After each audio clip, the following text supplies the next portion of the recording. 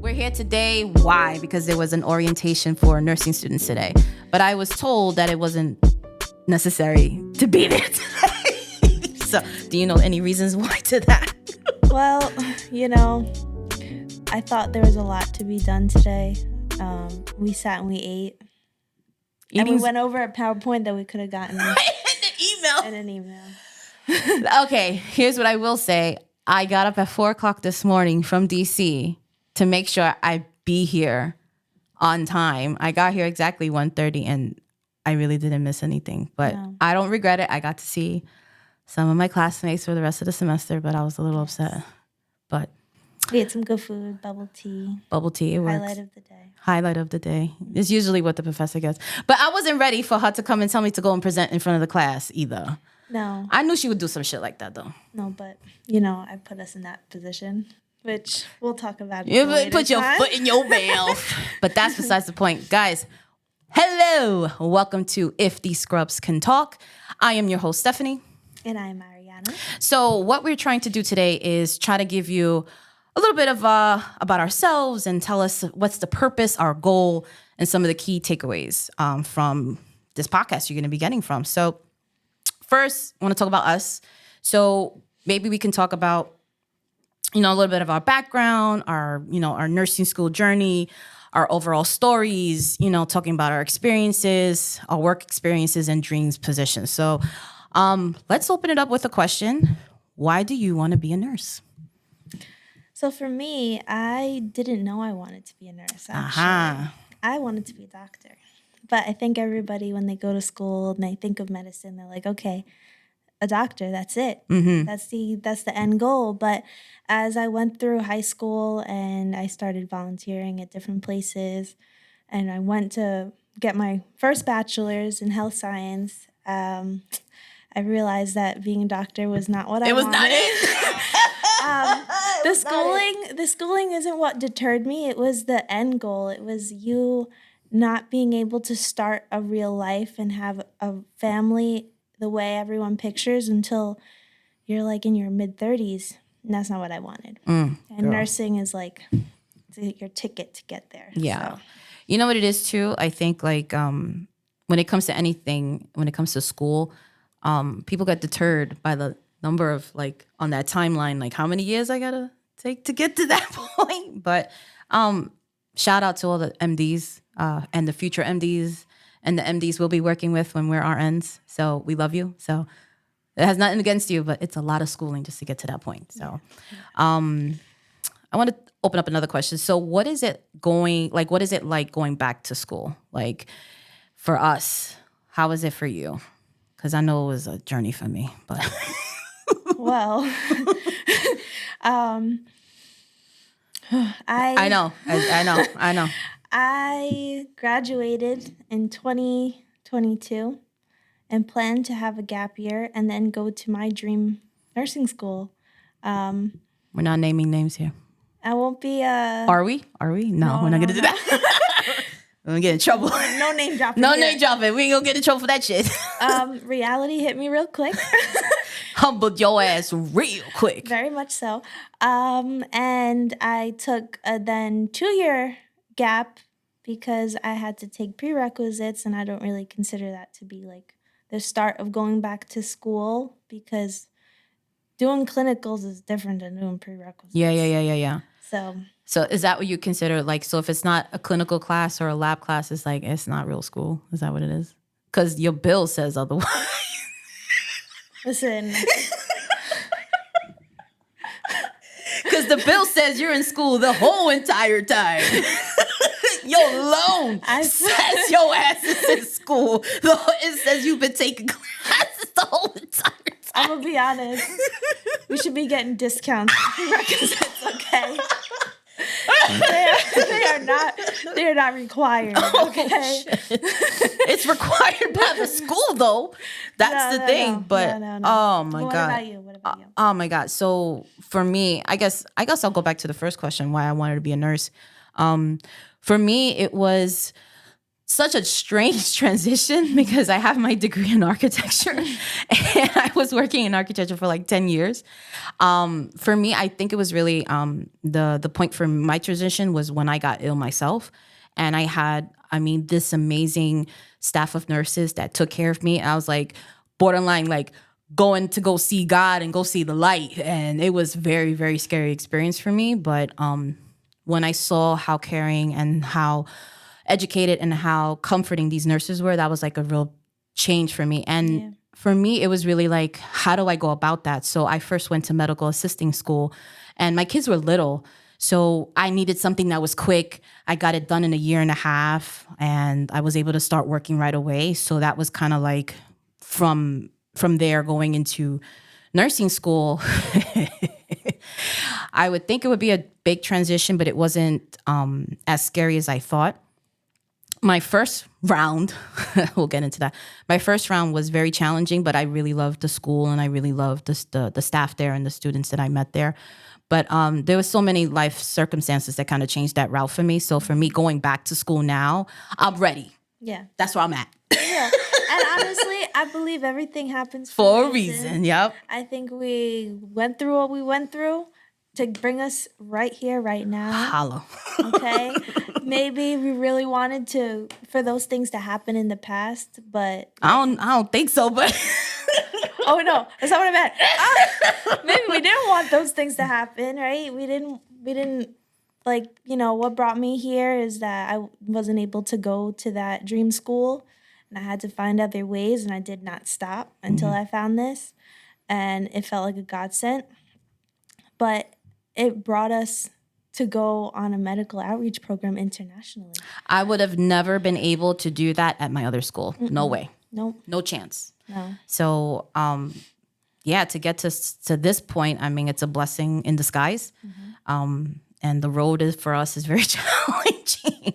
But I got one more question and we'll see where we're going to take it from there. So what are some of the things you're worrying about when going back this semester? I'm going to answer first. I'm afraid I'm going to do the same shit I did the first time around. No. Fail out. No. No, we can't put that energy out in the world. That was what I was thinking. That was it, the initial thing that I was thinking about. And I'm like, Jesus Christ, I'm going to do the same shit. Nope. And I'm like, I got to get it out of my head. I got to get that out of my head. Nope. So. No, I think everything is going to be fine. I think that we have a better head, we have a really good head on each of our shoulders. Right. We do. And the way we process things and the way that we don't let garbage come in and infiltrate. For me, if I don't think that you're going to do me good, I'm going the other way. There's no doubt about that. Right. So for me, I am nervous. I'm nervous because we had such a great relaxation period. We had 3 months off from school. We went to Greece. We did this. We did that. Yeah. And now we're looking through the modules. Girl, I wasn't even ready to look through those modules until you showed it up. Now you done scared me. I haven't even I went through and we have to have 4 chapters done just for one class. I know. For the first day of school. I'm already stressing. I'm not even done with chapter 1 and I saw it 3 days ago. Oh no. And I guess what I'm worried about, what I'm seriously worrying about is my testing anxiety. So I started to go back to therapy, I thought it was a very important thing for me to do because I find myself getting lost in myself. I'm not sure how I can state that. Getting lost in myself is I try to keep myself so busy that I lose it. I literally lose myself. Mm-hmm. So I found that by me going to therapy, I was in therapy before COVID and I was in therapy for 3 years. And it really helped me kind of regulate my emotions, kind of regulate my anxiety, help me with my PTSD and things like that. So I found my way back to school and it kind of triggered me up again when I failed. So I was like, I got to go back again because I don't want those same feelings to creep up on my ass during the time of my semester going in this fall. Mm-hmm. So that's the most thing that I'm most worried about is test anxiety and not being to perform. That's really it's freaking me out. For my previous school that I went to, it was cutthroat and I was at the bottom of like, The potom, I was bottom of the barrel. My GPA was not very good. I was not the student that I am right now. And to be surrounded by all of that was very intimidating. It didn't make me want to be like them because I was so worried that I wasn't going to pass. And there was one class, my last semester of my last year, I failed the final. I went and retook it. I failed it again, and by mercy, he let me pass. I must have really liked you. And I was like, I told myself, as soon as I got accepted into this, I said that will never, ever happen again. I'm never putting myself in that position So you made again. a promise to yourself not to do that. Made a promise to myself, and now I've been on the president's list? That's 2 right, semesters. girl. Both semesters, yes. Both of us, hello, holla. So that just shows like how hungry we are. Like I feel like it shows like, yes, we messed up sometime not through our own fruition. Like we didn't choose that life. No. We didn't choose violence that time. But sometimes there are so many life situations that's out of our control. So I think like for us going back, like I totally feel like we're hungry. Yeah. Like we're hungry. Yeah. We want to learn. We want to pursue this career because I know that we've been given a second chance as transfer students. Like we gonna go there, we gonna kill it. That's it. Yeah. That's where I'm at. We're not wasting no time, no energy on people that are not ready to study, that are not ready to bust their ass and not ready to sit and go through the motions of it. Seriously, because nursing school ain't no joke. No, no, not at all. And then they just told us next semester we'll have 2 clinical days, 8 to 12 hours, 2 shifts, and I don't know if it's 2 different locations. I don't know if it's going to be the same. Who knows? Real? I don't know. But then they told us they dropped another nugget. It's like we were supposed to get lab coats with our embroidering on it. I was like, bitch, I didn't know that. I was like, not only is it expensive, now they're going to drop us all this other information we didn't know about. They was like, oh, yeah, you need it with the embroidering. That shit took me 2 weeks to get my uniform when I ordered it. I knew. Okay, I walked into this building knowing, I knew it. They were gonna have some other shit. Okay, I made sure I got my scrubs in May. Okay. Oh my god, no, I literally got them when I ordered them. The day we came back from, like 2 days later from when we came back from Greece, and they came in like the second week of August, and they were here, no problem. I tried them on. I even sent you a picture, right? I was telling you about. Yeah, I was like, oh, look how cute. And I was like, oh, cool. And then I ordered all my scrubs and stuff. Like, nah, they tell me with this bullshit with the freaking lab coat. I was like, well, it's optional. Wait. It's optional. They made it seem like it wasn't optional. It's encouraged. It's encouraged. But I was like, so you like underscrubs? Talking about underscrubs, that was going to be our title. Like one of the that was like the top 3 titles of our podcast that we were going to pick. But the winner is If These Scrubs Can Talk. And I think it's a perfect fit. I think it works for our potential. Because we out here gossiping. We talking shit. And if these scrubs to talk and these scrubs are talking and they're going to tell you what's going on. So let's go into talking about us. So do you want to talk first about yourself? I'll go first. So my background, I'm like, I don't want to give out my age or whatever, but I'm in the 40s in that vicinity. And my name is Stephanie, and my family, we come from a beautiful background of Puerto Rico. My husband is Salvadorian, so our children are mixed, as people like to call it, but that's not a big deal because we're all Black somehow in some way, shape, or form. But so I've been married for about, I want to say 8 years, but I've been together with my husband for a little bit over 22 years. So we'll be celebrating our, anniversary. Geez, September. It'll be 23 years. I just noticed that. Geez, wow. We met in college. Love story for you all guys. There's luck out there. You'll find love in school, wherever, but you got to stick it through. Don't worry about it. So my nursing school journey started in 2018. I was at one school, and that was a 2-year program school. So that 2-year program school, I was literally on my my second to last semester. At that point, I had failed one class in the midst of my son being diagnosed with epilepsy. So between working full-time, going to school full-time, and then my son being diagnosed with epilepsy, at that point, I had to quit my job, but I still stayed in school because school was already paid for. I'm like, I was not leaving. So a lot of my attention and a lot of my anxiety built from that, because first I never wanted to leave him. And then he was newly diagnosed. So then my focus wasn't really at school as it should have been. But then when I tell people my story, it's like, you really can't be blamed for that. And I was like, Yeah. you know, and I feel terrible that it came to that circumstances in terms of life. But when I unfortunately got to my second to last semester, I failed, but I failed by 74.6 and passing is 75. So I ate my second chance and they said that you can no longer participate in the nursing program.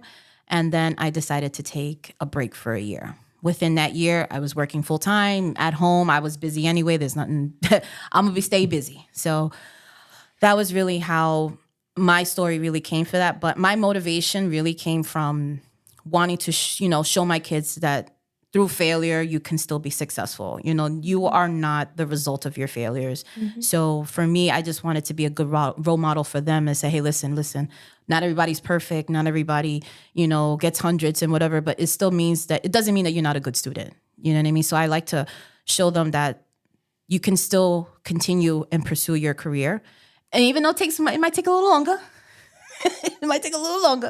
but the point is that if you're dedicated enough and you're willing to really put in the work, then the work, you will flourish from there. So that was really what kind of inspired me to do that. So I'm just looking forward to the work that we're going to be doing this fall. And my dream position is to be a nurse practitioner, hopefully in the pediatric setting, but I love working in vascular. I love working in cardiology.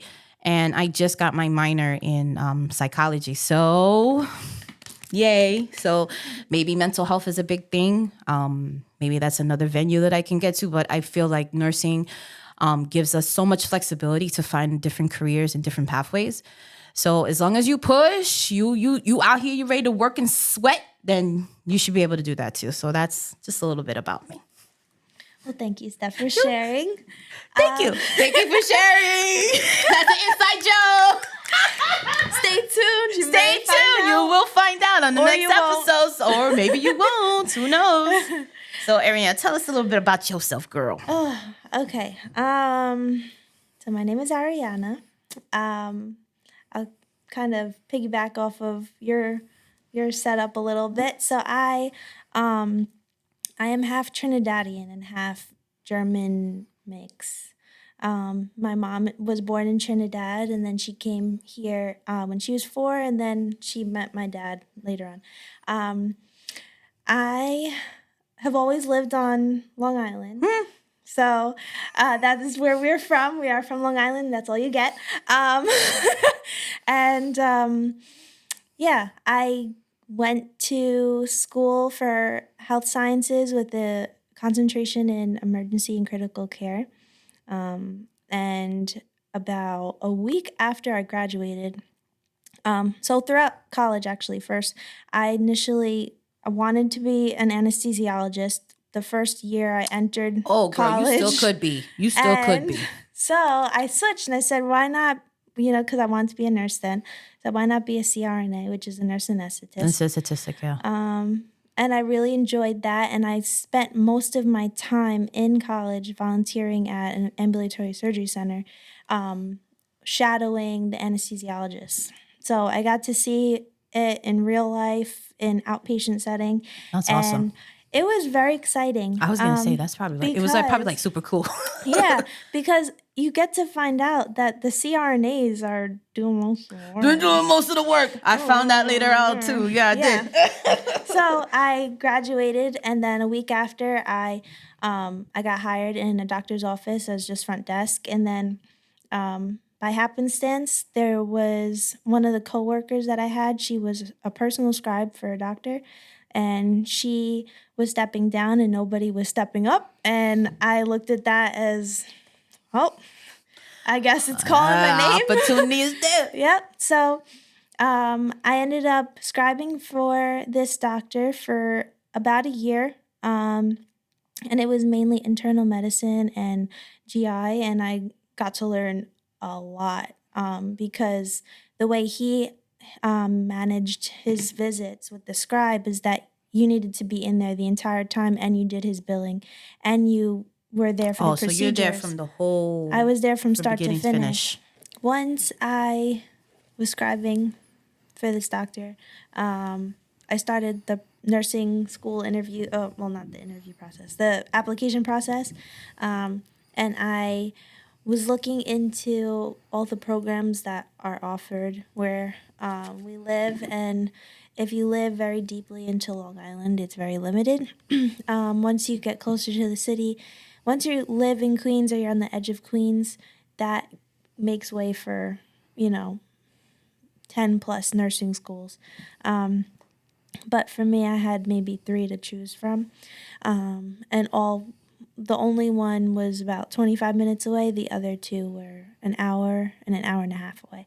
So I started that process, and I called around, and their accelerated versions were 3 years, which made no sense.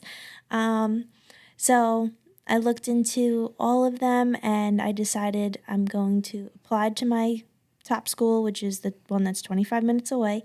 And one day I was at work, and I got an email that I was invited for the interview process. And I was like, okay, is this a joke? Does everybody get this? They pulling my leg. I said, there's no way, because I was having issues with the other schools accepting my grades, accepting like my resume, because it didn't have a 4.0. It didn't have the nice and shiny things. And my top school wanted to interview me, and I was like, oh my God. So I go through the interview process. I looked up 500 questions, and they asked us the questions in a 6-person format. So you're all in a Zoom meeting with 6 other students. I was like, you're getting drilled. And the professor asks us one question, and you hear the other students answer also. Oh, shit. So it's like a pageant. So if you want to answer the better from the person from before. Yeah. So I thought I answered great, and I thought I did really well until about 2 months later. I received my straight up rejection letter. Not even a wait list. Nothing. Just, we don't want you. And I was like, okay, that is not where this ends. I just need to find something else, and I'm going to have to accept that I'm going to have to drive really, really far for this. But it is what it is. It is what it is. Yep. So then after I got rejected, I realized I can't stay working where I am because I'm stuck and I have no room to grow. Once you're a scribe and you have no certifications, there's nothing else for you to do. So I left that job, and I started in an OBGYN office as a scribe, but they do on-site training for medical assisting. So that's what I'm doing now, and in the midst of all of that, I found the school that we're in now. Yay! Yeah. So talking about like the journey itself, like I know like as transfer students, we feel like there's this fear like they ain't gonna take all our credits. That was my first fear. And the fear came true because I had to take another set of prerequisites. And then what happens is when there's different like courses that have to be taken that are required for the degree. So like I didn't think about anything about biochemistry or anything to that extent. So I was just like, oh, I'm cleared. I'm like, nah, you got to take math. I was like, what? I was like, I got to take math. I took math like 40 years ago. Like, you know what I'm saying? Not 40 years ago, but I took it so long ago that I think that I didn't think I needed to do math. So my ass had to do math. It's not just any ordinary math. No, I was doing calculus. Yeah. And I was like, struggle bus for real, but I passed, whatever. Teacher was amazing. I wish I could give her a shout out here. The struggle bus. No, it's not. I'm not going to sugarcoat it here for you guys. I'm not, because it was very hard and just trying to do, and the thing is, I'm good at math and I love math, but it was just like trying to remember all the different formulas and stuff like that I did so long ago. And I'm like, Jesus Christ, I don't remember any of these things. So my old brain was fussing with the new material and different methods. But the teacher was, I went to tutoring, I passed the exams, I did what I needed to do, but it was a lot of work. It was a lot of work, but in that sense that for us to take all these classes, and now that we're ready to go start like the meat of the semester, we're ready, like we can't wait. You know what I mean? So, but I just want to do a quick rundown of what you guys can expect from us on this journey with us. So I want to talk a little bit of rundown of some future episodes. So as we mentioned before, we were both selected and we just participated in the medical reach out program, which we would have never had an opportunity. Sorry, I gotta go back. Back up. Hold on. Medical outreach program. Let me go back. Thank you for sharing. Let me cut that again. So we both had the great opportunity to participate in the medical outreach program, which enabled us to go to Greece for 10 days.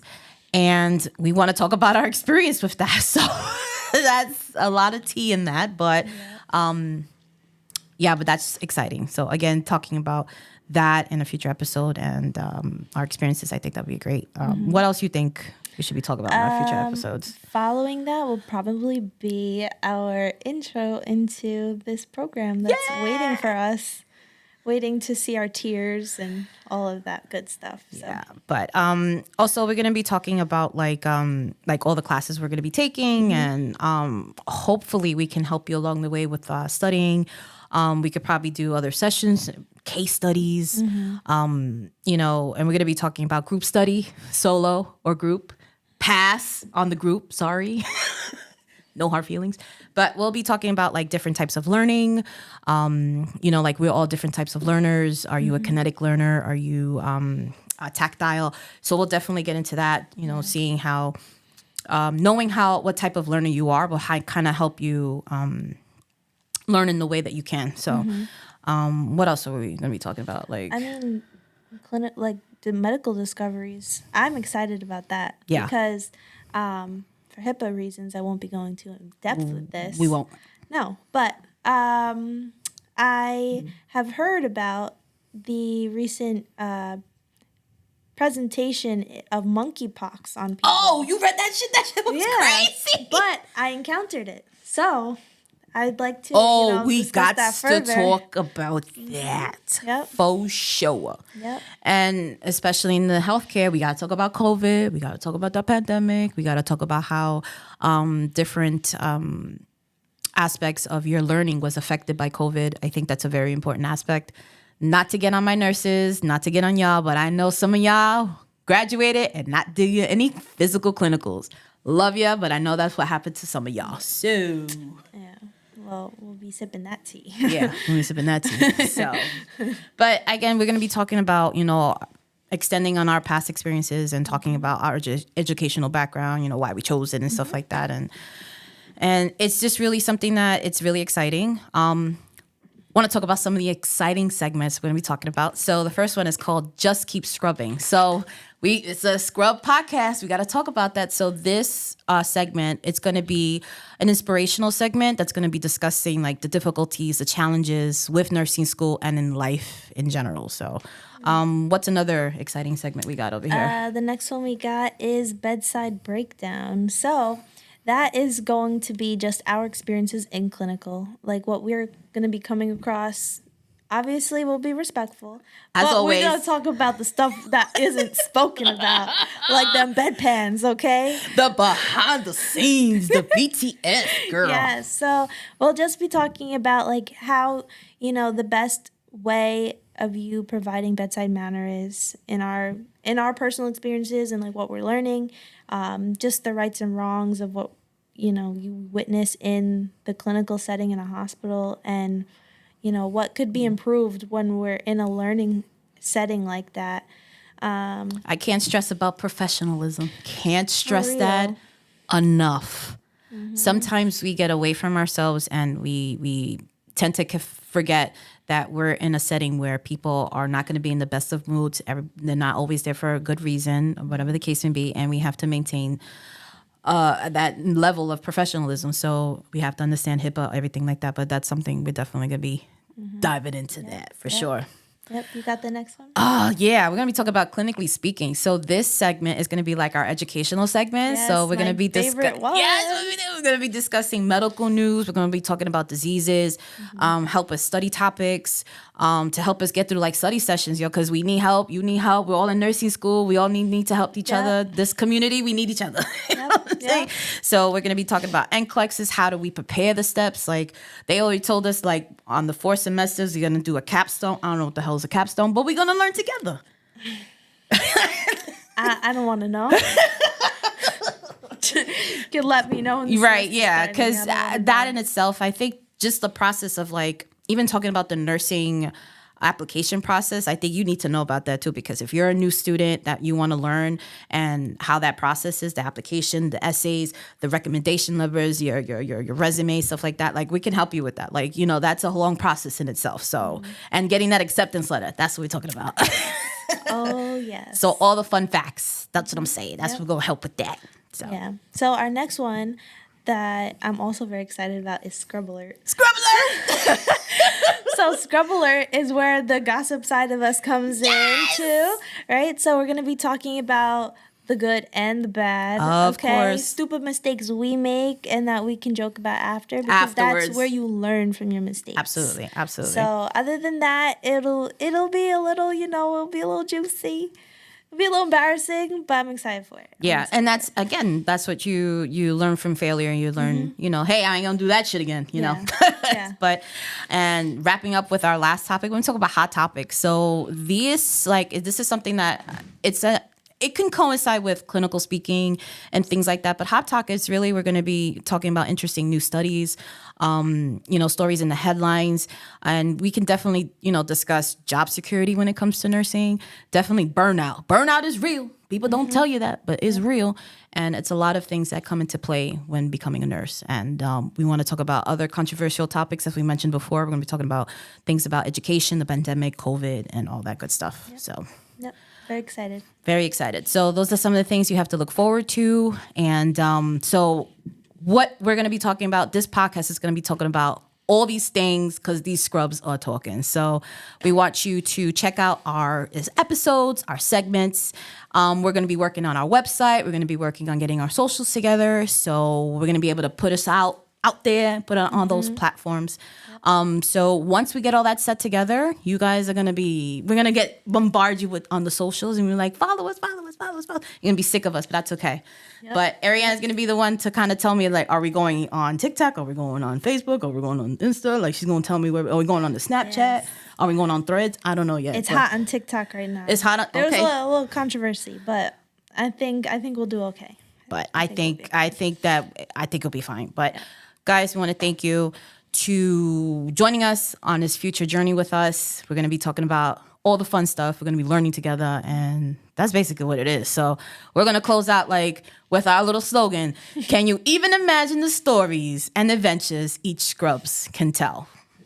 Join us because these scrubs got a lot to say. Thank you for spending the time with us. Thank you, guys. My name is Stephanie. I'm Ariana. And we'll see you on the next one. Take care. Bye, y'all. Bye.